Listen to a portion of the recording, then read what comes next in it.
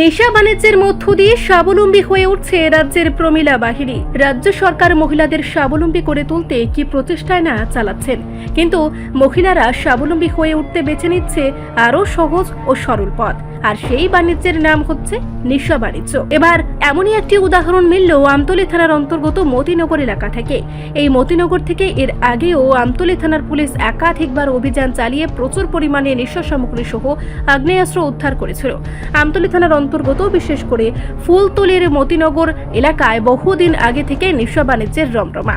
অন্যান্য সময়ের মতো আমতলী থানার পুলিশ মঙ্গলবার সন্ধ্যা রাতে ফুলতলি মতিনগর এলাকার মিনা বেগমের বাড়িতে অভিযান চালিয়ে 2 প্যাকেটে মোট 21 গ্রাম নেশা জাতীয় ব্রাউন সুগার উদ্ধার করে। তার পাশাপাশি নেশা ব্যবসায়ী মিনা বেগমকে পুলিশ আটক করে থানায় নিয়ে আসে এবং মঙ্গলবার রাতে আমতলী থানার পুলিশ ধৃত নেশা ব্যবসায়ী মিনা বেগমের বিরুদ্ধে এনডিপিএস মামলা নথিভুক্ত করে। ওই মহিলা পুলিশের জিজ্ঞাসাবাদে স্বীকার করেছে তার এই নেশা ব্যবসার সাথে যুক্ত রয়েছে। পশ্চিম জেলার শ্রীনগর থানার অন্তর্গত গাবর্দি এলাকার সোহাগ মিয়া নামে এক ব্যক্তি। পুলিশ তাকে গ্রেফতারের চেষ্টা চালাচ্ছে।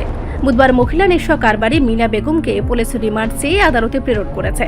এই বিষয়ে বুধবার দুপুরে এক সাংবাদিক সম্মেলনের মাধ্যমে বিস্তারিত তথ্য তুলে ধরেছেন আমতলী থানার ওসি পরিতোষ দাস। গতকালকে আমরা একটা সিক্রেট ইনফরমেশন পাই যে মতিনগর মিনা বেগমের বাড়িতে কিছু ড্রাগস মজুদ আছে। এই খবরের ভিত্তিতে আমতলী থানার অফিসার সহ টিএসআর এবং ওমেন কনস্টেবল তার বাড়িতে রেড করার পর তার বাড়ি থেকে ব্রাউন সুগার আমরা 2টি উদ্ধার করি, 2টি সেভেনের কেস উদ্ধার করি, অনুমান 21 গ্রামের মতো হবে।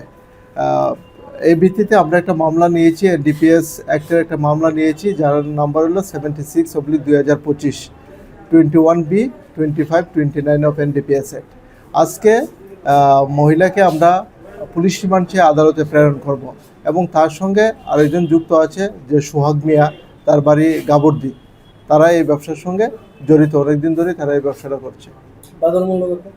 বাজার মূল্য অনুমানিক 1 লক্ষ টাকা হবে। একজনকে আটক করা হয়েছে, মহিলাকে, বাড়ির মালিক জড়িত আছে, ওকে আমরা পাইনি, বাড়িতে পাইনি। মিনা বেগম পুলিশের একই সাফল্য নাকি বিএসএফ ছিল?